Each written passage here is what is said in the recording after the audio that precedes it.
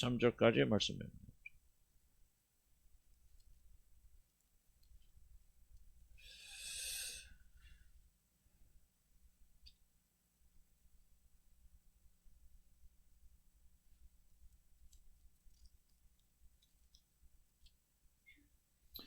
찾으신 줄 알고 봉독해 올려드립니다. 우리 하나님 여호와께서 우리에게 명령하신 대로 우리가 호렙산을 떠나 너희가 보았던 그 크고 두려운 광야를 지나 아모리 족속의 산지길로 가데스 바네아에 이른 때에 내가 너희에게 이르기를 우리 하나님 여호와께서 우리에게 주신 아모리 족속의 산지에 너희가 이르렀나니 너희가 하나님 여호와께서 이 땅을 너희 안에 두셨은즉 너희 조상의 하나님 여호와께서 우리에게 이르신 대로 올라가서 차지하라. 두려워하지 말라, 주저하지 말라 한즉 너희가 다 내 앞으로 나와 말하기를 우리가 사람을 우리보다 먼저 보내어 우리를 위하여 그 땅을 정탐하고 어느 길로 올라가야 할 것과 어느 성읍으로 돌아가야 할 것을 우리에게 알리게 하라 하기에 물 좀 떠다 주세요. 누가 한번 물. 내가 그 말을 좋게 여겨 너희 중 각 지파에서 한 사람의 12를 택하며 그들이 돌이켜 산지에 올라 에스골 골짜기에 이르러 그것을 정탐하고 그 땅의 열매를 손에 가지고 우리에게로 돌아와서 우리에게 말하 이르되 우리 하나님 여호와께서 우리에게 주시는 땅이 좋더라 하였느니라. 그러나 너희가 올라가기를 원하지 아니하고 너희 하나님 여호와의 명령을 거역하여 장막 중에서 원망하여 이르기를 여호와께서 우리를 미워하심으로 아모리 족속의 손에 넘겨 멸하시려고 우리를 애굽 땅에서 인도하여 내셨도다. 우리가 어디로 가랴? 우리 형제들아 우리를 낙심하게 하여 말하기를 그 백성은 우리보다 장대하며 그 성읍들은 크고 성곽은 하늘에 닿았으며 우리가 또 거기서 아낙 자손을 보았노라 하는도 하기로 내가 너에게 말하기를 그들을 무서워하지 말라 두려워하지 말라 너희보다 먼저 가시는 너희 하나님 여호와께서 애굽에서 너희를 위하여 너희 목전에서 모든 일을 행하신 것 같이 이제도 너희를 위하여 싸우실 것이며 광야에서도 너희가 당하였거니와 사람이 자기 아들을 안는 것 같이 너희 하나님 여호와께서 너희가 걸어온 길에서 너희를 안으사 이곳까지 이르게 하셨느니라 하나 이래 너희가 너희 하나님 여호와를 믿지 아니하였도다. 그는 너희보다 먼저 그 길을 가시며 장막 칠 것을 찾으시고 밤에는 불로 낮에는 구름으로 너희가 갈 길을 지시하신 자이니라. 아멘. 이 말씀 가지고 여기까지 어버 나르신 은혜라고 하는 그런 말씀으로 같이 나누기 원합니다. 저는 사실 미술에 대해서는 좀 문외한입니다. 그래서 유명한 화가의 그림을 보아도 그것이 얼마나 가치가 있는 것인가를 알 길이 없습니다. 특별히 저는 현대화, 피카소 같은 그런 유명한 그림, 현대화에 대해서는 정말 저는 봉사입니다. 그래서 제가 유럽에서 있을 때 피카소의 작품을 볼 수 있는 그런 기회가 여러 번 있었는데 난 그 그림을 볼 때마다 이게 도대체 무슨 그림인지 왜 사람들이 그 사람의 그림에 열광을 하는지 아니 그 조그만 그림 하나에 왜 사람들이 몇백억 또는 심지어 몇천억을 주고 이 그림을 사는지를 내가 솔직하게 잘 이해하지 못한 때가 많습니다. 또 그 앞에 서서 생각하기를 교만하게 생각하기를 내가 그려도 저 정도는 그리겠다 하는 그런 때가 있었습니다. 우리 며칠 전에 우리 이현석 목사님과 우리 또 집사님과 함께 우리 갤러리가 있는 그 그림 전시하는 곳에 있는 그 카페에 가서 우리가 차를 마시는 쉬면서 마시는 그런 기회가 있었습니다. 마침 그곳에 그 현대화가 걸려 있었더라고요. 그런데 그것에 걸려있던 그림은 제가 보았던 현대화 중에서도 가장 조금은 제가 보기엔 수준이 낮고 정말 이해하기 힘든 그림들 정말 이건 내가 아무리 봐도 그림 같지 않은 그림들을 붙여놓고 그걸 전시하고 있었습니다. 죄송합니다. 작가한테는 그러지만 도대체 왜 이런 작품들을 사람들은 그렇게 많은 돈을 주고 구입하고 또 걸어놓고 있을까 그런 생각 궁금증을 가지고 있는데 이현석 목사님이 좀 설명을 해주더라고요. 즉 현대화는 그림이 중요한 것이 아니다. 현대화가 중요한 것은 바로 그 그림에 대한 해석이 정말 중요한 것이라는 사실을 저에게 알려주었습니다. 그림을 가치 있게 만드는 것은 일반인의 눈에는 아무것도 아니고 도대체 이건 장난도 아니고 뭣도 아니고 어린애들이 뭐 그린 것도 아니고 하는 정말 그 그림 자체 가치가 있는 것이 아니라 그 그림 속에 작가의 어떤 그런 아주 깊은 뜻과 의미가 숨겨져 있기 때문에 그 그림은 가치가 있는 것이다. 그렇게 말했습니다. 그래서 현대화는 그림 자체보다는 그 그림에 대한 해석을 더욱더 중요하게 여기고 그 그림의 해석이 그 그림의 가치를 결정한다는 그런 말이었습니다. 요약하자면 제가 이해하는 대로 요약하자면은 현대화를 가치 있게 만드는 것은 그 그림을 그린 작가가 보통 사람들은 생각할 수 아주 독특한 그런 사상이나 생각을 그 그림 속에 기묘하게 집어넣고 그리고 그것이 기묘할수록 그 가치는 뛰어나다는 그런 의미로 저는 그렇게 이해를 하였습니다. 해석에 따라 그 가치가 달라지는 것이 현대화의 가치를 결정하는구나. 그래서 제가 그때 배운 것은 해석이라고 하는 것이 이렇게 중요한 것이구나 하는 것을 저는 깨닫게 되어졌습니다. 사실 우리 믿음도 마찬가지라고 저는 그렇게 생각합니다. 평범한 사건 같지만은 자기 자신에게 일어난 일들, 자기 살면서 일어난 일들을 어떻게 해석하느냐에 따라서 자신의 인생의 모든 가치가 달라지기도 하고 참된 믿음이 생기기도 하고 또는 아무런 믿음이 생기지 않기도 합니다. 그래서 이 해석이라고 하는 것이 우리 믿음에 아주 결정적인 영향을 준다는 것을 우리가 알 수가 있습니다. 자신의 삶에 일어난 일들을 어떻게 해석하느냐가 결국 우리들에게 믿음을 일으키기도 하고 아무런 믿음도 일으키지 못하는 그런 역할을 한다는 의미입니다. 우리는 살면서 수를 헤아릴 수 없는 하나님의 역사를 우리 경험하지만은 그것을 어떻게 해석하느냐에 따라서 이 우리들이 경험한 것이 우리에게 믿음을 가져다 주기도 하고 도리어 믿음을 빼앗아 가기도 합니다. 오늘 우리들이 읽은 이 신명기라고 하는 성경에서는 이제 이스라엘 백성들이 40년 동안의 긴 광야 생활을 마감하고 젖과 꿀이 흐르는 가나안에 들어가기 바로 직전 이스라엘 백성들을 애굽에서 이끌고 나왔고 광야에서 40년 동안 그들을 이끌었던 지도자 모세는 이제 지나간 40년 광야 생활을 되돌아보면서 과거를 정리한 한 긴 장편의 연설을 하게 되어지는데 바로 그것을 기록한 것이 신명기라고 하는 성경입니다. 그래서 신명기 성경은 일종의 모세의 회고록과 같은 것이 신명기 성경입니다.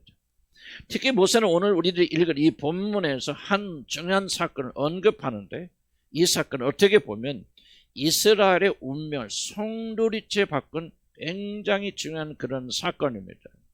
바로 하나님께서 약속하신 젖과 꿀이 흐르는 가나안을 정탐하고 온 12명의 정탐꾼들의 보고를 들은 이스라엘 백성들이 이제 이 땅이 너무나도 좋긴 좋지만은 그 땅에 있는 적은 너무 강대하기 때문에 우리는 그 땅을 정복할 수 없다는 결론을 내리고 하나님을 원망하고 그리고 하나님께 불평하고 반항하였기 때문에 이제 그 땅에 앞에까지 갔지만 그 땅에 들어가지 못하고 다시 방향을 틀어서 광야로 들어가서 40년 동안 긴 시간 동안 광야에서 저주를 받고 고생하다가 멸망한 사건이 발단이 바로 오늘 여기 우리가 읽은 이 짧은 성경에 기록되어 있습니다.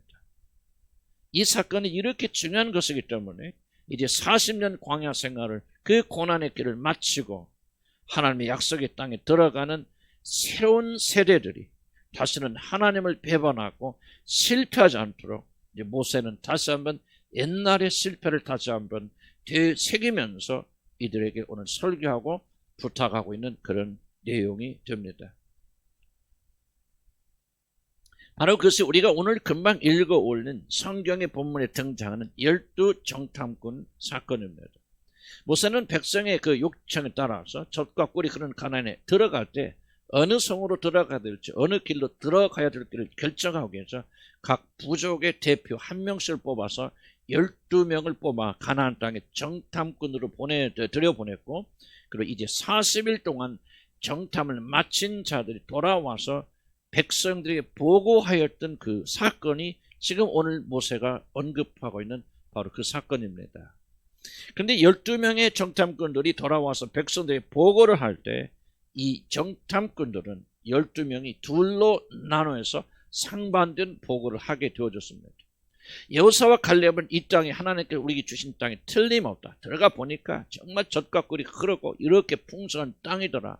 그런데 물론 우리보다 강한 적들이 우글거리지만은 하나님이 우리에게 주신 땅이기 때문에 저들은 우리의 밥에 불과하다. 이제 우리가 순조가 올라가서 저들을 물리치고 이 땅을 차지하자. 그렇게 여호수아 갈렙은 그렇게 말하였지만은 나머지 10명은 한 팀이 되어져서 모든 것이 다 좋다. 하나님의 말씀대로 젖과 꿀이 흐르는 땅이다. 보아라, 이렇게 풍성한 열매를 맺는 비옥한 땅이다. 그러나 우리들은 그 땅은 절대로 정복할 수가 없다. 우리가 40일 동안 정탐하면서 지켜보니까 그 성은 정말 높아서 우리가 쳐들어갈 수도 없는 그런 성들일 뿐만 아니라 그것을 지키고 있는 군인들 너무너무 막대하고 마치 권력과 같은 장수들만이 우글거리기 때문에 우리들은 올라가기만 하면 파리 목숨처럼 죽을 것이고 결코 이 땅을 정복하지 못할 것이라고 하는 반대되는 보고를 합니다. 백성들은 이 상반된 두 보고를 듣고 이 2명이 올라가서 싸우자고 하는 여호수아 갈렙의 말을 듣지 않냐고 10명이 보고한 것에 동조해서 원망하고 불평하고 하나님과 모세를 대적하기 시작합니다. 하나님 명령대로 올라가서 그 땅을 차지하는 것을 거부하고 울며 원명하면서 지도자 모세와 하나님을 대적한 것입니다. 하나님 말씀을 믿지 아니하고 올라가는 명령을 거부하고 내가 도와줄 때 가서 차지하게만 하라고 하는 그런 말씀을 거절하고 적들에게 눌려서 두려워하며 하나님의 명령을 거부하는 이들에게 하나님은 참다 못해 진노하셨습니다. 그래서 반항하는 이들을 가나안 앞에서 다시 방향을 틀어서 광야로 들어가게 하시고 그 광야에서 40년 긴 세월 동안 모든 불순종하던 자를 다 그 광야에서 죽여버리시고 이제 어린 아이들과 그 광야에서 태어난 새로운 사람들 그리고 믿음을 가졌던 여호수아와 갈렙으로 이 새로운 군대를 이름 편성하여서 이제 40년이 지난 뒤에 하나님이 약속하신 땅을 다시 찾아와서 그 문으로 들어가는 그 순간입니다. 12명의 정탐꾼 둘로 갈라져 버렸습니다. 그래서 서로가 상반된 복을 합니다. 근데 우리들이 주목해 볼 것은요, 이 두 그룹의 사람들이 서로 다른 것을 보았기 때문에 다른 보고를 한 것이 아니라고 하는 사실입니다. 정확하게 똑같은 것을 보았고 똑같은 의견의 일치를 가졌습니다. 이 땅은 좋다, 풍성하다, 젖과 꿀이 흐른 땅이다, 놀란 땅이다, 다 똑같은 것을 보고 의견의 일치를 보았지만은 자기 자신들이 본 내용이 서로 다릅니다. 하나님 명령대로 올라가서 그 땅을 차지하라고 주장하는 여호수아와 갈렙이나 올라가면 다 죽을 것이라고 하는 10 정탐꾼들도 가나안 땅에 대해서 그리고 그곳에 거주하는 적들에 대해서 똑같은 말을 하고 있다는 사실을 기억하셔야 됩니다. 그것은 과연 좋은 땅이다, 젖과 꿀이 흐르는 땅임에 틀림이 없다. 그런 이구동성으로 12명이 일치하여서 자신들이 정탐한 땅을 그렇게 평가하고 칭송합니다. 그런데 왜 이들은 이렇게 다른 결과를 가지고 드러내고 있습니까? 왜 똑같은 것을 체험하고 똑같은 것을 보고도 왜 10명의 정탐꾼들과 여호수아와 갈렙은 완전하게 다른 결론, 여호수아 갈렙은 올라가자, 우리들의 밥이다, 하나님 명대로 차지하면 끝이다, 올라가자, 우리가 승리할 수 있다 말하지만 왜 10명은 똑같은 것을 보고도 아니다, 우리는 가면 죽을 뿐이다, 도망가자, 그렇게 하면서 하나님께는 원망과 불평을 하고 있을까요? 이 둘 사이 차이는요, 다른 차이가 아무것도 없습니다. 똑같은 그림을 보고 똑같은 현대를 보고도 어떤 사람은 올바로 해석하지만 잘못 해석하는 그런 사람들이 있듯이 똑같은 가나안의 상황을 보고도 이 두 그룹은 전혀 다른 해석을 하였기 때문에 전혀 다른 결과가 나온 것입니다. 바로 그 땅에 대한 해석이 그들에게 생명을 가져다 주기도 하고 멸망을 가져다 주기도 했다는 사실입니다. 한번 다시 한번 깊이 생각해 보시기 바랍니다. 12 정탐꾼과 이스라엘 백성들은 똑같이 자신들 앞에서 베푸신 여호와 하나님의 놀라운 능력과 권능을 체험하였습니다. 하나님께서 모세와 여호수아 갈렙만 따로 부르셔서 하나님께서 다른 사람들이 보지 못한 특별한 권능을 그들에게 보여주신 것이 아닙니다. 그들에게 놀랍고 엄청난 기적을 따로 행하신 것이 아닙니다. 모든 자들에게 동등하게 하나님은 그들에게 기적을 베풀어 주셨고 모든 백성들은 다 같이 하나님의 놀라운 권능을 똑같이 체험하였습니다. 그런데 모세와 여호수아 갈렙에게는 믿음이 일어났지만은 똑같은 것을 보고도 나머지 이스라엘 백성들은 전혀 믿음이 생기지 않았다는 사실입니다. 이것이 여러분 놀랍지 않습니까? 이것이 바로 내가 여러분에게 오늘 강조해서 말씀드리고자 하는 핵심입니다. 자신들 눈앞에서 벌어지는 그 엄청난 일들, 온 나일강이 피로 변하였고 파리떼와 메뚜기 떼들, 장자의 죽음, 그리고 홍해가 갈라서 마른 땅으로 그 300만의 대군이 지나갔던 모든 일들, 광야에서 물이 터져 나오고 만나가 매일 아침마다 하늘에서 쏟아져 내려오고 저녁에는 며칠하게 날아와서 배가 터지도록 매일 고기를 먹는 그런 기적을 체험하고도 이스라엘 백성들에게는 하나님에 대한 믿음이 전혀 일어나지 않았습니다. 여러분 충격적이지 않습니까? 그 많은 기적과 이적을 보고도 그들이 하나님에 대한 믿음이 전혀 생기지 않았다는 것은 정말 놀랍도록 충격적인 일입니다. 사실 이것은 우리들에게만 충격적인 일이 아니라 하나님 자신에게도 엄청나게 충격적인 일이었다고 저는 그렇게 생각합니다. 이런 하나님 보여줄 수 있는 모든 걸 다 보여주셨음에도 불구하고 사람들이 그 사실을 믿지 않는 일에 대해서 하나님은 엄청난 충격을 받으셨을 것입니다. 사람들의 몸을 입고 내려오는 크고 위대하신 하나님이신 우리 주 예수 그리스도께서 사실 이 세상에 오셔서 가장 큰 충격을 받으신 것은 다른 것이 아니라 이렇게 큰 기적을 그들이 체험하거든.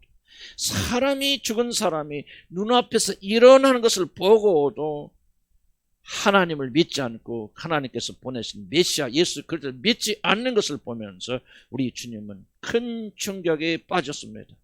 그래서 마태복음 11장 21절에서 우리 주님은 이렇게 한탄하십니다. 화 있을진저 고라스나 화 있을진저 벳세다야 너희에게 행한 모든 권능을 두로와 시돈에서 행하였더라면, 또 다른 성경에 보면 소돔과 고모라에서 행하였더라면 그들이 벌써 베옷을 입고 제에 앉아서 회개하였으리라. 예수님이 그렇게 말씀하신 것입니다. 우리 주님은 그의 놀란 표적을 보고도 회개하지 아니하는 자들에 대해서 깊이 한탄하셨는데 지금 열 정탐꾼들과 모든 이스라엘 백성들에게서 똑같은 일이 지금 일어나고 있는 것입니다. 왜 이들만이 믿음을 가지지 못하였습니까? 도대체 어떻게 똑같은 일을 체험한 여호수아 갈렙은 큰 믿음을 가지게 되어져서 강한 군사가 되어져서 이 가나안에 들어가게 되어졌는데 왜 나머지 사람들은 어떻게 믿음이 1도 생기지 않았단 말입니까? 물론 믿음도 하나님의 선물이기 때문에 결국 하나님은 이들에게 믿음을 주시지 않았기 때문에 이들이 믿음이 없었을 것이라고 말할 수도 있지만 그것만이 전부는 아닙니다. 바로 우리들 자신에게도 큰 문제가 있기 때문에 똑같은 것을 체험하고도 우리는 믿음을 가지지 못하는 것입니다. 하나님께서 우리에게 베푸시는 그 놀라운 일에 대해서 똑같은 경험을 하고도 어떤 이들은 강한 믿음을 가지고 하나님을 섬기지만은 어떤 이들은 아무런 믿음을 가지지 못하는 중요한 이유 중에 하나는 바로 그들에게는 현저한 해석의 차이가 그들의 마음의 중심 속에 자리 잡고 있기 때문에 그런 사실입니다. 이 둘 사이의 차이점, 유일한 차이점이 있다면 자신들에게 어떤 일이 일어나게 될 때 그 일어난 일을 해석하는 방향이 완전히 두 그룹은 다르다고 하는 사실입니다. 바로 이 해석의 차이점 때문에 똑같은 일을 보고 똑같은 일을 경험하고도 어떤 사람들은 믿음을 가지지만은 똑같은 일을 체험하고도 이 해석의 차이 때문에 어떤 사람들은 전혀 믿음을 가지지 못하고 광야에서 원망하고 불평하다가 죽게 되는 것입니다. 어떤 마음으로 어떤 마음의 프레임을 가지고 자신의 삶을 해석하느냐가 믿음을 가지기도 하지만 아무런 믿음도 생기지 못하게 만드는 것입니다. 그래서 만약 여러분들이 여러분의 마음의 이 해석의 틀을 바꾸지 않고 올바르지 않는다면 여러분이 죽을 때까지 교회 다니시고 수많은 기적을 체험하여도 여러분에게는 믿음의 일도 생기지 않을 것입니다. 믿음을 가지기를 원한다면 이 여러분의 생각의 틀, 생각의 구조, 이 프레임을 바꿔야 됩니다. 그러므로 중요한 것은 여러분이 어떤 마음의 틀을 가지고 있느냐, 어떤 프레임을 가지고 여러분의 삶을 해석하느냐가 결정적으로 우리 마음에 믿음을 일으키기도 하고 믿음을 없애기도 한다는 것이 바로 제가 여러분에게 오늘 강조해서 말씀드리고 싶은 그런 내용입니다. 비록 믿음이 하나님의 선물이라 할지라도 이 선물은 우리가 지금 말하고 있는 이 마음의 틀 안에서 주어지기 때문에 우리는 결코 지금 우리들이 말하고 있는 이 마음의 틀의 중요성을 간과해서는 안 됩니다. 아무리 열심히 기도하고 금세고 철회하고 별짓을 다 하여도 만약 여러분의 마음의 틀이 그대로 잘못되어 있으면 그 사람은 믿음을 가지기가 거의 불가능하다는 그런 뜻입니다. 그러므로 믿음을 가지를 원한다면 여러분 마음의 틀을 바꿔야 됩니다. 그때 원망하고 불평하고 하나님 대적하는 사람은 도대체 어떤 해석의 틀을 가지고 있길래 그렇게 놀라운 기적을 체험하고도 그들에게는 믿음이 전혀 생기지 않았을까요? 매우 궁금하지 않을 수가 없습니다. 27절 한번 보시기 바랍니다. 27절에 이 백성들이 뭐라고 말합니까? 하나님이 우리를 미워서 한번 같이 한번 읽어볼까? 시작.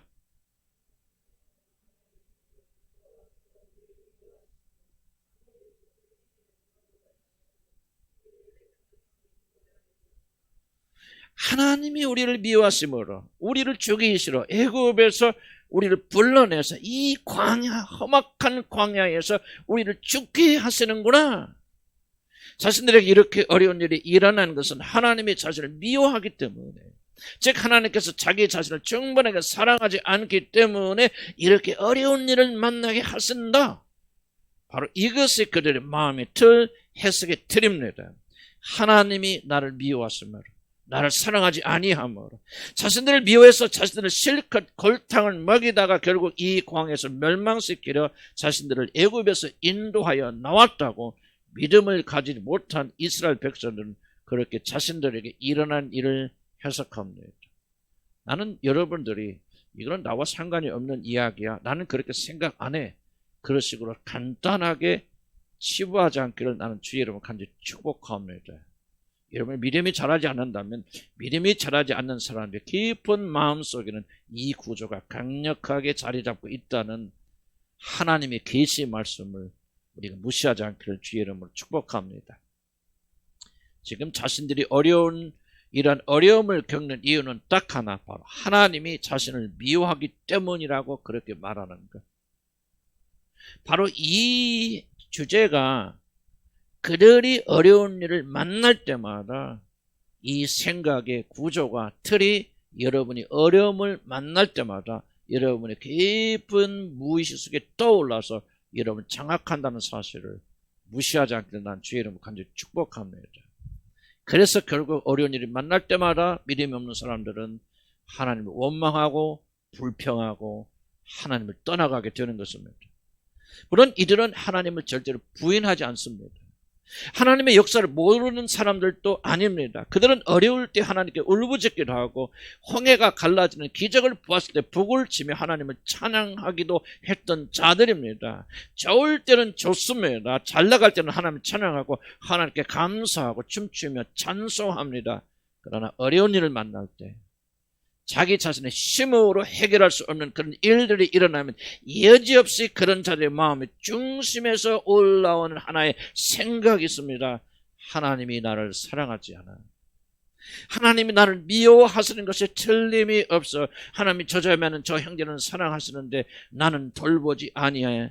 하나님이 나를 미워하심으로 멸망하는 자들은 이렇게 자기 자신에게 일어나는 모든 일들은 해석하는 왜곡된 틀을 그들의 마음속에 가지고 있습니다. 하나님이 나를 미워하심으로 이것이 부정적인 사람들, 원망과 불평으로 가득 찬 사람들, 하나님을 대적하고 하나님을 비난하는 자들의 해석의 틀이고, 이 해석의 틀을 가지고 있는 한은 그 사람은 결단과 어떤 일을 만나고 어떤 축복을 받아도 그 사람은 결코 믿음이 자라지 않습니다. 어떤 일이 일어나든지 이 부정적인 해석의 틀에 올라와서 그 그림을 해석해 버리기 때문에 그 사람은 결코 하나님을 사랑할 수도, 그리고 긍정적인 믿음을 가질 수도 없다는 뜻입니다. 오늘 성경 본문을 잘 분석해 보면 부정적이고 원망과 불평에 사로잡힌 자들의 생각의 그 틀은, 즉 생각의 틀은 두 가지 종류가 있다는 사실을 우리가 알 수가 있습니다. 바로 앞에서 말한 하나님의 사랑에 대한 확신의 결여, 즉 하나님이 우리를 미워하심으로 그러라는 것과 하나님이 자신들을 이 광야에서 죽이려 한다는 심판의 두려움에 대한 틀입니다. 잘 들어보시기 바랍니다. 이런 부정적인 프레임을 가지고 틀을 가지고 있는 사람들은 어떤 일이 일어나고 부정적인 일이 일어나고 힘든 일이 일어날 때 어떤 생각이 들어 올라오는지 잘 들어보시기 바랍니다. 내가 무엇을 잘못해서 또 이런 일이 생겼지? 도대체 무슨 저주를 받아서 어떤 일이 일어났을까? 하며 두려워 떨게 되는 것입니다. 사랑의 부재와 두려움은 나란히 갑니다. 그래서 성경은 두려움을 내쫓는 것이 다른 것이 아니라 온전한 사랑이라고 말하는 것입니다. 하나님의 사랑을 의심하게 되고 하나님의 사랑을 믿지 못하는 자, 부정적인 하나님이 우리를 미워하심으로 하는 그런 틀을 가지고 있는 사람들은요, 두려움에서 자유롭지 못합니다. 어떤 일이 일어날 때마다 도대체 내가 무엇을 잘못했길래 어떤 저주를 받게 또 이런 일이 일어나는가, 그렇게 생각하게 된다면 여러분의 마음의 중심에는 이 잘못된 생각의 틀을 가지고 있다고 하는 가장 정확한 증거입니다. 저도 과거에는 이런 생각으로 많은 괴로움을 당하였습니다. 무슨 조그만 일만 일어나도 내 마음에 가장 먼저 찾아오는 생각은 도대체 내가 하나님 앞에서 무엇을 잘못했길래 이런 어려움이 온단 말인가? 왜 하나님은 너에게 또 이런 벌을 주시지? 라고는 생각이 제일 먼저 떠올랐고 나는 그 생각으로 인해서 많은 괴로움을 당했습니다. 바로 그러한 부정적인 생각이 내 마음의 틀이었고 내 생각의 구조였습니다. 그래서 어떤 일이 일어나든지 나는 이 부정적인 사고의 틀로서 그 일을 해석했기 때문에 나에게 진정한 믿음은 결코 과거에 일어나지 아니했던 것입니다. 그런데 들어보시기 바랍니다. 이런 마음의 생각이 왜 치명적이냐? 왜 그리스도인들이 이런 마음의 구조를 가지고 있으면 안 되느냐? 그 사람은 결코 하나님께서 자신을 사랑하신다는 믿음, 만약 이 부정적인 틀을 가지고 있으면 그 사람은 결코 하나님께서 나를 사랑하신다는 말을 이해할 수가 없기 때문에 그렇습니다. 우리들이 하나님의 사랑에 대한 의심과 자신의 죄책감이 틀에 갇혀버리면 자신에게 어떠한 일이 일어나든지 하나님께서 나를 미워하시기 때문에 우리에게 이런 저주를 내리시는 것이라 그렇게 생각하고, 언젠가 또 하나님의 마음이 변화해서 얼마 있지는 또다시 하나님께서 나에게 어려운 고난과 어려움을 가져다 줄 것이라 그렇게 확신하고 살기 때문에 하나님의 사랑을 결코 그런 느낄 수 없이 그렇게 살게 되는 것입니다.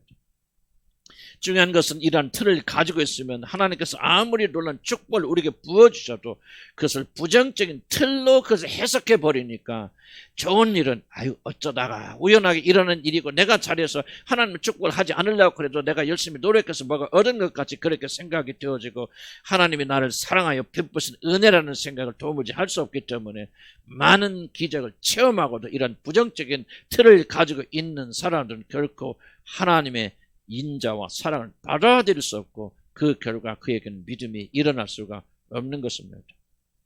그래서 여러분, 듣고 보아도 수많은 기적을 체험하고 하나님의 은혜를 받고 사랑과 축복을 받아도 믿음이 일어나지 않는 것입니다.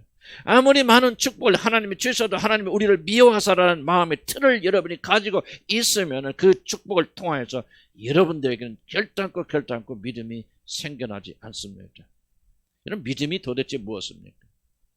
믿음이라고 하는 것은 과거에 한 번 일어난 일을 하나님께서 앞으로도 계속해서 반복하실 것이라는 사실을 우리가 의심 없이 받아들이고 그 확신 가운데 하나님을 끝까지 신뢰하는 것을 가리켜서 믿음이라고 그렇게 말합니다. 과거에 나를 건져주셨으니 오늘도 건져주시고 앞으로도 건져주실 것이다. 구원에 이런 믿음도 마찬가지입니다. 하나님 나를 사랑하시기 때문에 반드시 이 세상 끝날까지 나와 함께 하시며 한 번 구원해 주시니 그 은혜를 버리지 아니고 놓지 아니하시고 끝까지 나를 지켜주시며 인도하여 주실 것이다. 과거에서 나를 건져주신 하나님께서 오늘 현재 삶에서 건져줄 것이고 미래의 삶에서 건져주실 것이고 마지막 대심판에서 반드시 나를 건져주실 것이라는 이 믿음이 있고 이 믿음이 우리를 건져내는 것인데 부정적인 틀을 가지고 있는 사람들 여호와 하나님이 나를 사랑한다는 사실을 확신하지 아니하는 자들은 이 구원에 이른 믿음조차 계속 흔들리게 되어진 것입니다. 부정적인 해석의 틀을 가지고 있는 사람들은 일상생활에서 하나님이 도우시는 것도 구원의 완성도 믿을 수가 없습니다. 왜 이것이 심각하냐? 이 부정적인 틀을 가지고 있는 자들은 오늘 내가 어려움을 겪을 때 하나님이 건져주시다는 사실을 믿지 못합니다. 그럴 뿐만 아니라 마지막 대심판에서 우리 하나님께서 나를 긍휼히 여겨주셔서 심판자의 손에서 건져주실 거라는 사실조차 믿지 못하고 사실은 이런 부정적인 틀이 여러분 안에 계속 주장하고 있는 한 여러분 어떤 믿음도 가질 수 없다는 가장 비극적인 일이 일어나기 때문에 우리는 마음속에 깊이 숨겨져 있는 여호와 하나님이 우리를 미워하십니다. 이 광야에서 우리를 죽게 하신다는 그 우리의 무의식 속에 숨겨지는 이 깊은 비밀을 반드시 찾아서 발견하고 회개하고 제거해야 될 줄로 믿습니다. 그러나 반면 모세를 한번 보시기 바랍니다. 모세는 어떤 마음의 틀을 가지고 있는지 30절에서 모세는 무엇라고 말하고 있습니까? 한번 같이 한번 크게 소리내서 읽어볼까요? 30절 시작.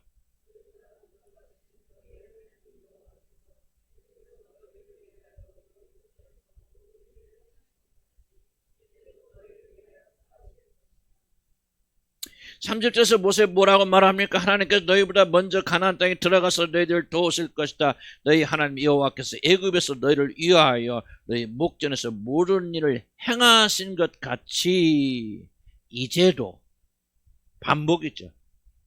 너희를 위하여 반드시 싸우실 것이라 그렇게 말하지 않습니까? 모세는 하나님께서 애굽에서 행하신 일을 가나안에서도 반복하여 행하실 것이라 그렇게 이러면 모세는 확신하고 있지 않습니까? 바로 이것이 참된 믿음이란 뜻입니다. 믿음은 하나님께서 한 번 행하신 일을 계속 반복하실 것이고 영원히 반복하실 것이고 마지막 심판대 앞에서도 반복하실 것이라는 것을 굳게 믿는 것이 믿음입니다.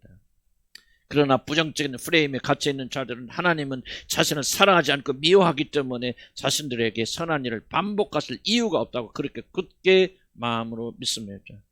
그때 선한 일을 하신 것은 다른 이유가 있기 때문이고 다른 목적이 있기 때문이지 결코 나를 사랑해서 그런 일을 행하신 것이 아니야라고 그렇게 생각하고 그렇기 때문에 좋은 일은 어쩌다 우연하게 일어난 일이지 결코 나를 위하여 일어난 일이 아니며 그렇기 때문에 이 좋은 일은 앞으로 내 생에 결코 반복되지 않을 것이라고 이스라엘 백성들이 그렇게 믿었던 것처럼 부정적인 사고의 틀을 가지고 있는 자들은 계속 그렇게 생각한다는 그런 뜻입니다. 이에 반하여 모세는 어떻게 과거에 이러한 일을 해석합니까? 너희보다 먼저 가시는 하나님께서 이제도 너희를 위하여 싸우실 것이다. 하나님께서 그 선하신 일을 자신의 삶에서 반복하실 것이라는 사실을 그런 확신합니다. 모세와 여호수아 갈렙은 가나안에 들어가는 것을 두려워하지 않습니다. 왜냐하면 애굽에서 이미 놀라운 일을 행하신 그 하나님께서 반드시 자기들을 위하여 가나안에서도 싸워주실 것이라는 사실을 그들은 의심하지 않고 믿기 때문입니다. 이것이 믿음입니다. 그들은 하나님께서 이 선한 일을 앞으로도 영원히 반복하실 것이라는 사실을 추호도 의심하지 않습니다. 한번 선을 행하신 하나님은 영원히 우리들을 위하여 싸워주실 것이라고 굳게 믿는 것이 바로 이들의 마음의 틀, 생각의 프레임이었습니다. 그래서 그들은 그 모든 일을 이 생각의 틀에 맞춰서 해석합니다. 어떤 일이 일어나고 힘든 일이 일어나도 염려하지 말고 두려워하지 말라. 과거 이렇게 하신 하나님께서 이렇게 하실 것이다. 왜 그렇게 생각합니까? 그렇게 생각하는 생각의 틀을 이들이 가지고 있기 때문에 그렇습니다. 근데 정말 중요한 질문이 하나 있다면 모세는 그리고 여호수아와 갈렙은 어떻게 해서 그런 믿음을 가지게 되었는가? 정말 궁금하지 않을 수가 없습니다. 왜 똑같은 것을 보고도 모세와 여호수아 갈렙은 그렇게 다른 해석을 하는 사람이 되어졌을까? 물론 하나님의 선택이라고 말할 수 있겠지만 어떻게 이들은 그런 다른 생각을 할 수 있을까? 궁금하지 않을 수가 없습니다. 무엇에 80이 넘은 갈렙이 이름을 가나안에 들어가게 될 때 80이 넘는 노인이 되었지만 가나안에 들어갔을 때 모든 젊은 장수들이 올라가서 차지하기를 무서워했던 헤브론 땅을 고지를 향하여서 산지를 내게 주소서, 내가 올라가서 그 땅은 내가 차지하리라. 80세의 노인이 다른 사람 이끌고 올라가서 그 두려워하던 적들을 물리치고 헤브론을 자기 것으로 만들었단 말입니까? 그 해답은 31절에 있습니다. 광야에서도 너희가 당하였거냐? 사람이 자기 아들을 낳는 것 같이 너희의 하나님 여호와께서 너희가 걸어온 이 길에서 너희를 안으사 이곳까지 오게 하셨느니라. 사람이 자기 아들을 낳는 것 같이, 이게 바로 비밀이 여기에 담겨져 있습니다. 이들은 바로 하나님 안에서 아버지의 사랑을 발견한 것입니다. 그들은 마치 하나님이 자신의 친아버지처럼 자신을 안아서 그 무겁고 무서운 광야의 길에서 옮겨서 이제 젖과 꿀이 흐르는 땅으로 들어가는 입구에 내려놓으셨다는 사실을 그들은 알게 되었고 믿게 된 것입니다. 이들은 바로의 노예름에서 해방되는 그 과정에 하나님께서 어떤 능력으로 그들을 심판하셨는지, 어떤 힘으로 그들을 무너뜨리셨는지를 그들은 목격하게 되어졌습니다. 이들은 일찍이 들어보지도 못한 그런 일들을 자기들을 구원하시기 위해서 베푸시는 하나님의 능력 안에서 그들은 목격하였습니다. 어떻게 보면 하나님은 자기 자신이 가지고 있는 모든 것을 이들을 구원하는 위해서 다 쏟아 부으셨다는 것을 알 수가 있습니다. 모세는 하나님께서 자신의 모든 것을 다 쏟아 부으시면서 이스라엘을 구원하신 하나님의 모습을 보면서 충격을 받지 않을 수가 없습니다. 단지 놀라운 능력을 행하시는 것을 보고 충격을 받은 것이 아니라 이스라엘 백성을 위해서 하나님의 모든 것을 다 쏟아 부으신 것을 바라보면서 그는 그 능력이 아니라 다른 것을 발견했다, 그 말입니다. 이것은 단지 능력이 많은 신이 자신을 믿는 자들을 구원하는 그런 구원이 아니구나. 모세는 그 안에서 놀라운 것을 발견했습니다. 그들이 본 것은, 여호수아 갈렙이 목격하는 것은 단순한 능력이 아니라 그런 능력을 행하신 하나님 안에서 마치 자신의 친자식이 적의 포로로 잡혀갔을 때 자신이 가지고 있는 모든 것을 다 쏟아 부어서 그 자신을 다시 찾아오는 아버지처럼 이스라엘 백성을 바로의 손에서 구출하시기 위해서 하나님께서 자신의 모든 것을 다 쏟아 부으신 것을 보면서 독생자까지 아끼지 아니하는 것을 그들이 보면서 모세와 여호수아와 갈렙과 하나님을 사랑하는 모든 자들은 바로 거기서 창조주 하나님이 단순히 창조주 하나님이 아니라 그들의 아버지 되심을 그들이 발견한 것입니다. 믿음이 없는 자들은 단지 기적만 봅니다. 신비한 역사만 봅니다. 능력만 바라봅니다. 그리고 그것이 자기 자신에게 어떤 이익을 가져다 주었는지 거기만 관심하게 됩니다. 그렇기 때문에 그들은 하나님의 기이한 사랑을 알지 못하고 그 능력 가운데 깃들어 있는 아버지 되심을 그들이 발견하지 못합니다. 그래서 시간이 지나면 곧 하나님께서 베푸신 모든 은혜를 잊어버리고 마는 것입니다. 그러나 은혜의 사람들은 모세같이 하나님께서 베푸시는 기적을 뛰어넘어서 하나님 아버지 되심을 그 안에서 발견하게 됩니다. 그래서 모세는 아버지가 아들을 아는 같이 너희들 안아서 이 험한 광야를 통과하게 하시고 이제 이들을 젖과 꿀이 흐르는 땅으로 인도하셨다고 그렇게 말하고 있는 것입니다. 우리 하나님 여호와께서 우리가 그에게 기도할 때마다 우리에게 가까이 하심과 같이 그 신이 가까이 함을 얻은 큰 나라가 어디 있느냐고 신명기 4장 7절에서 모세가 이렇게 말합니다. 너희들이 기도할 때마다 어디 그들이 섬기는 선이 마치 가까이 다가와서 너희 기도에 귀 기울이는 그런 하나님이 어디 있느냐고 그렇게 말하는 것입니다. 이런 모세가 이 말할 때 어떤 마음으로 이 말을 했다고 생각하십니까? 아마도 모세는 알아듣지 못할 말을 옹알거리는 어린 아들이 너무나도 사랑스러워서 그에게 귀를 기울이고 알아듣지도 못할 말을 즐거워하는 아빠 엄마를 생각하면서 난 이 말을 했다고 그렇게 생각합니다. 믿음을 가진 자들은 하나님을 자신의 아버지라고 생각하는 그런 마음의 틀이 있습니다.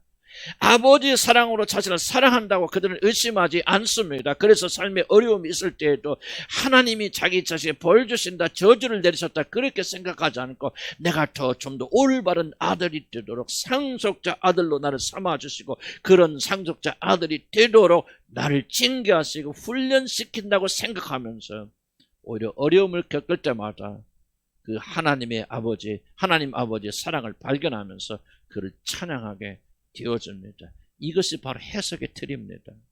그러나 실패하는 사람, 믿음이 일어나지 않는 사람들은 하나님에 대한 원망으로 가득 차 있을 뿐만 아니라 특히 하나님의 사랑과 하나님의 선하심을 의심합니다.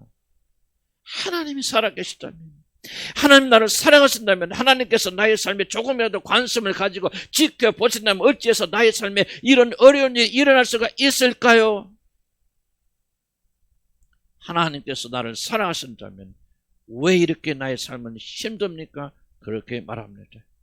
그래서 그는 생각하기를 하나님은 전혀 존재하지 않거나 만약 존재한다면 나를 미워하는 것이 틀림없다고 그렇게 확신합니다.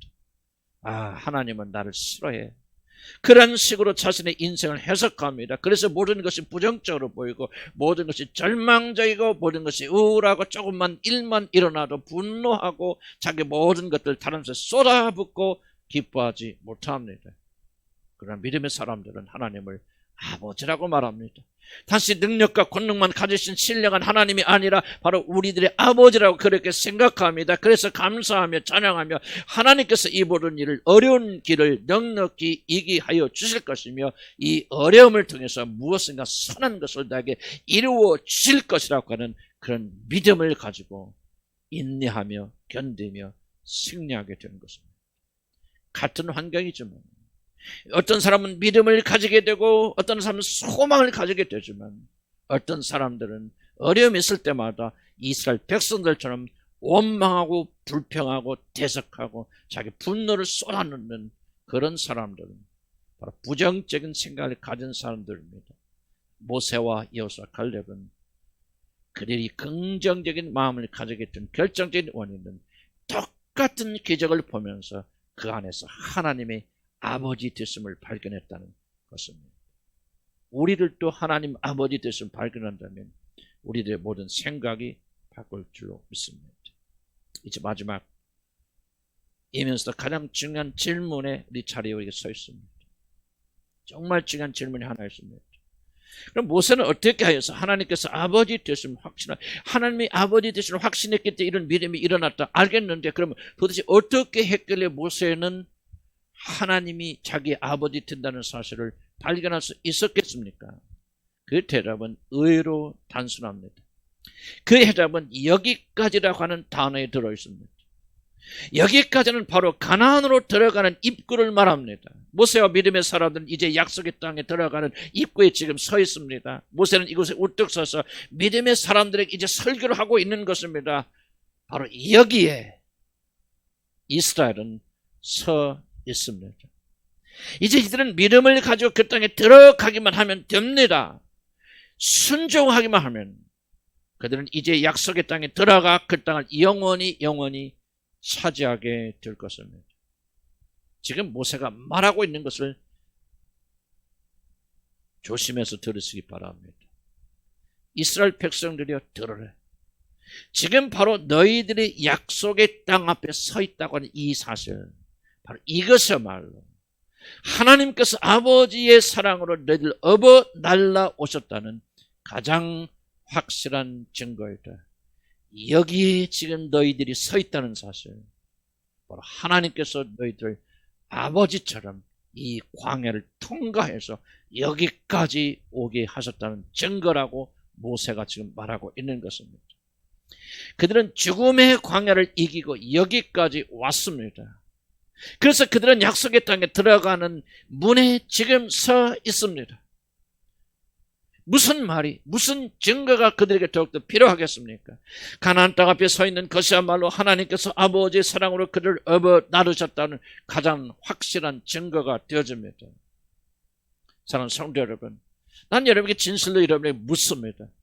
좋으셨던 분들도 이 질문에 한번 답해 보시기 바랍니다. 하나님께서 여러분을 아버지의 사랑으로 업어 나르셨다면 그분께서 여러분을 업어 나누셨다고는 증거가 도대체 무엇이라고 여러분 생각하십니까? 바로 그 증거는 죄와 허물로 죽은 나를 살리셔서 그 영광의 나라에 들어가는 그 입구에 서게 하셨다는 사실. 아니 이미 우리들이 그 나라에 이미 들어와서 하나님을 아버지라고 부르게 하셨다는 이 사실, 바로 여기까지 하나님이 우리를 인도하셨다는 사실이 아니면 그게 무엇이 여러분 증거란 말입니까?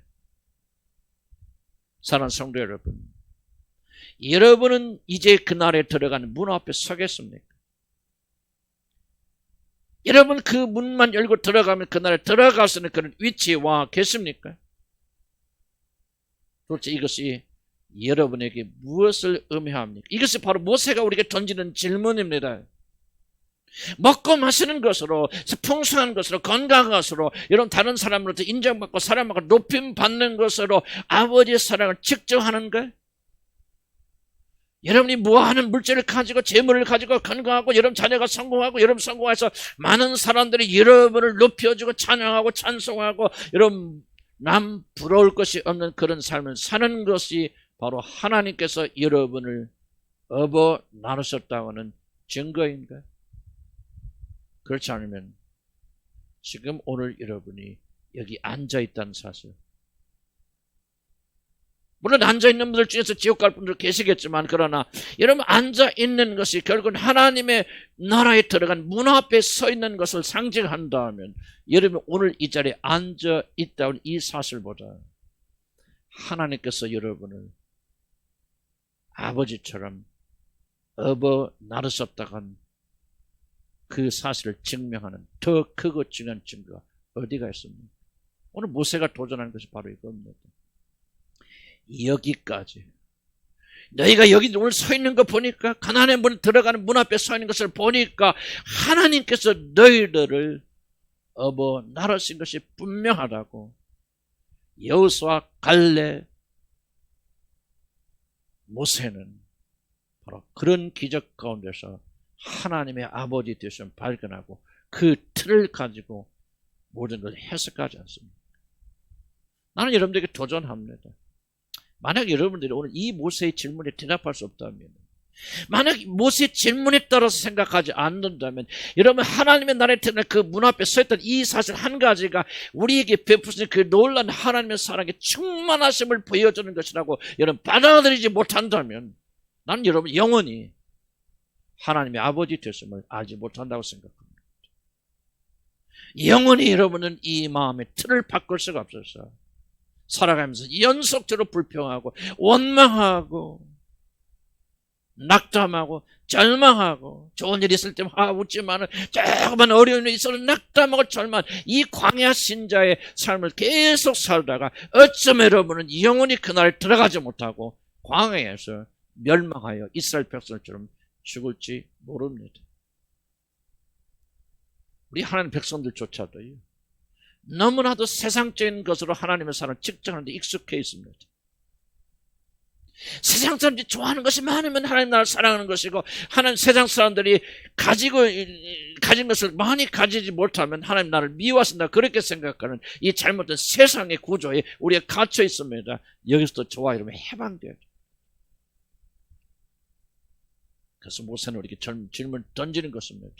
여러분 여기까지 라고 하는 지점에 서 계십니까? 서 계신다고 생각하시면 아멘 하시기 바랍니다. 여러분 아멘 하셨죠? 그 이상 하나님이 여러분을 아버지의 사랑으로 사랑한다는 사실에 대한 증거가 없습니다. 이것이 최종적입니다. 이것이 최종적인 것입니다. 그래서 믿음의 사람들은 이 말을 믿음으로 받아들입니다. 그렇다. 나 같은 죄인이 예수 믿어서 하나님 나라에 들어가는 자가 되었던 이것보다도 하나님께서 나를 아버지의 사랑으로 업어 나누셔서 여기까지 이끌어졌다는 이보다 더 놀란 증거가 어떤 사실을 받고 생각하고 여러분의 생각에 들 오늘 하나님이 나를 미워하심으로 해서 여기까지라고 하는 생각의 틀로 바꿔버린다면 나는 오늘부터 여러분에게 전혀 새로운 삶이 열릴 것이라고 그렇게 생각합니다. 하나님께서는 여러분을 한 사람 한 사람 아버지의 사랑으로 업어 나르셔서 여기까지 이끌어 오셨습니다. 여러분 가나안에 들어간 문에 지금 서 계십니까? 이제 문만 열고 들어가면은 그의 나라에 들어갈 그런 자리에 와 계십니까? 그렇다면 아버지 하나님께서 여러분을 여기까지 그 놀란 사랑으로 날라 주셨기 때문입니다. 어떤 사실도 의심하지 않기 바랍니다. 우리에게 그 어떤 다른 증거가 필요하겠습니까? 믿음의 사람들은 우리 성경의 말씀에 따라서 여기까지 오셨다면 그것이 나의 최종적인 증거로 생각하고 오늘부터 나를 미워하심으로 하는 모든 생각의 틀을 여기까지 하는 틀로 바꿔버릴 것입니다. 어느 찬송을 지은 시인은 이렇게 노래합니다. 내가 담대하게 그 땅을 밟음도 다 하나님의 사랑 때문입니다. 그가 나를 업어서 이곳까지 오게 하셨습니다. 만약 이 믿음이 여러분의 모든 것을 해석하는 틀이 된다면 그 사람 주님 오시는 그날까지 감사와 감격 가운데 살게 될 것입니다. 기도합시다.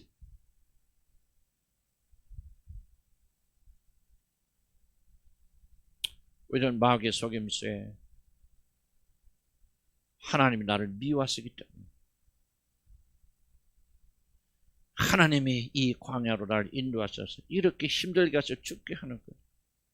그런 마음을 가진 분들도 여러분 가운데 있을 수 있을 것입니다.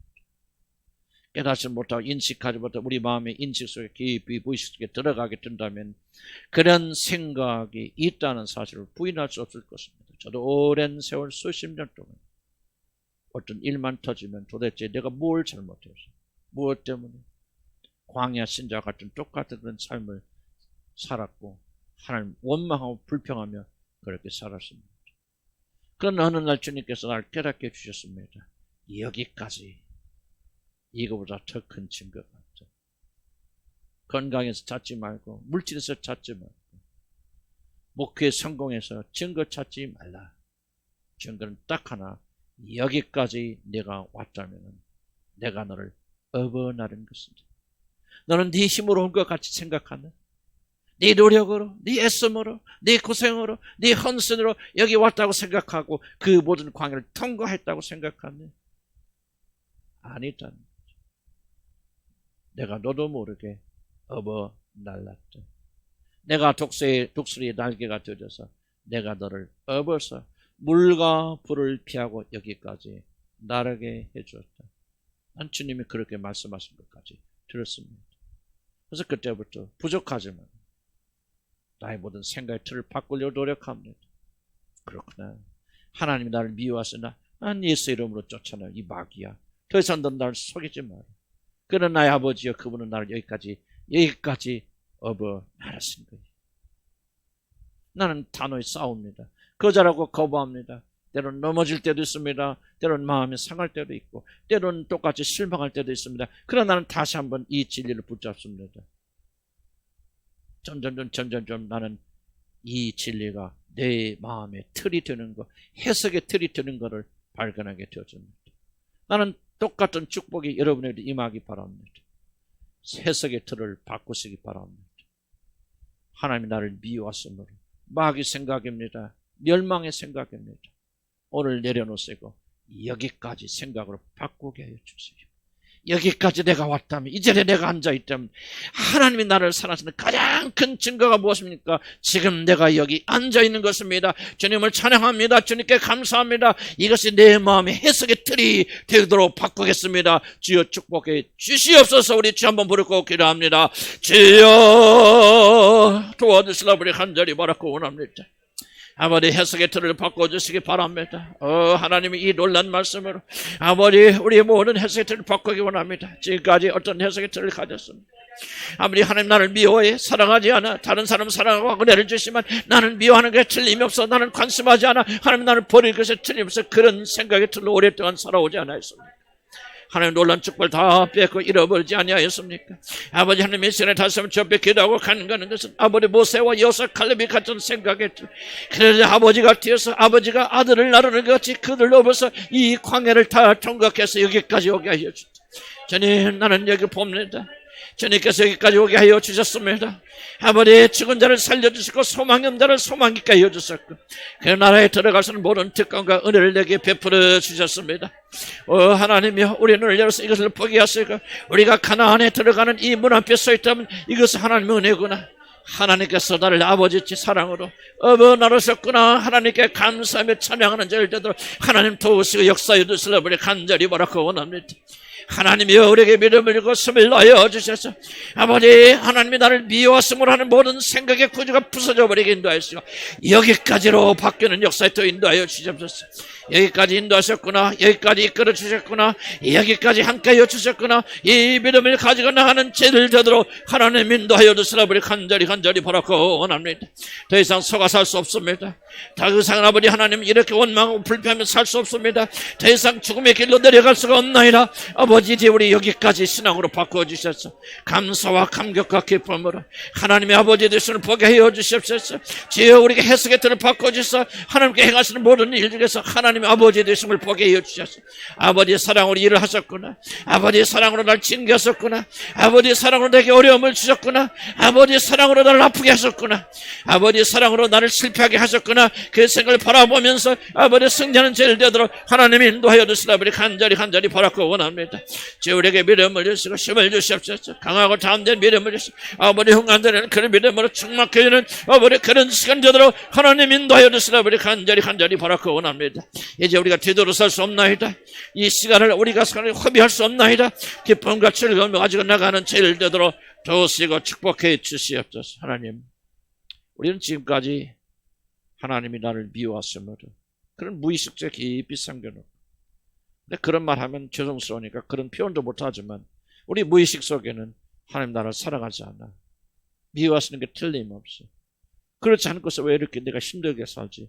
그런 의심을 가지고 많이 살아왔고 이것이 해석의 틀이 되니까 하나님께서 우리의 축복을 하시는데도 불구하고 믿지 못하고 받아들이지 못하고 그래 어쩌다 재수 좋아서 이런 일이 한번 일어난 것이지 그렇게 생각하면서 하나님의 선하심과 하나님 인자하심이 반복된 것을 믿지 못하는 그런 삶을 살아왔습니다.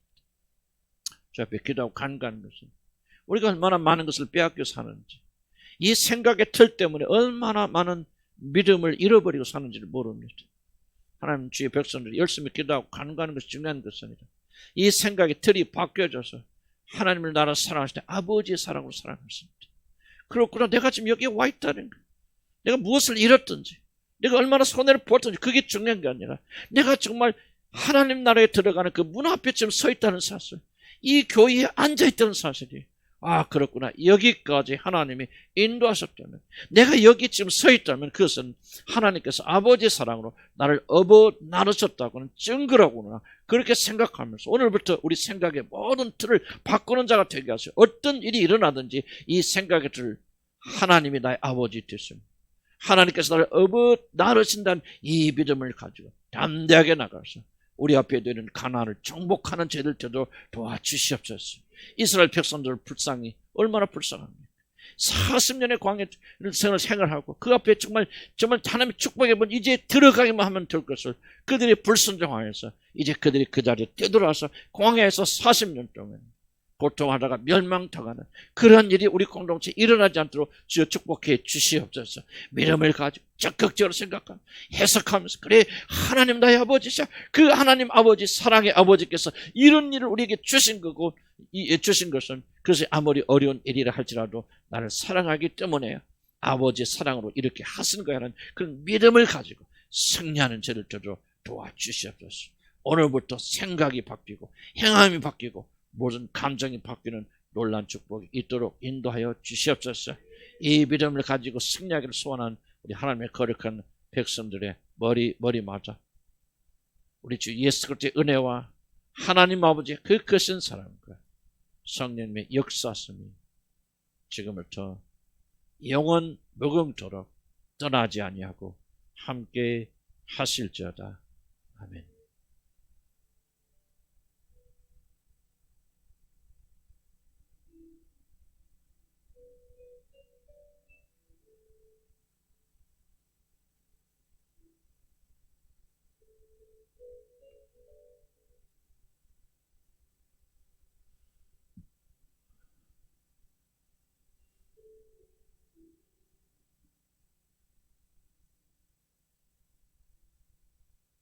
아멘.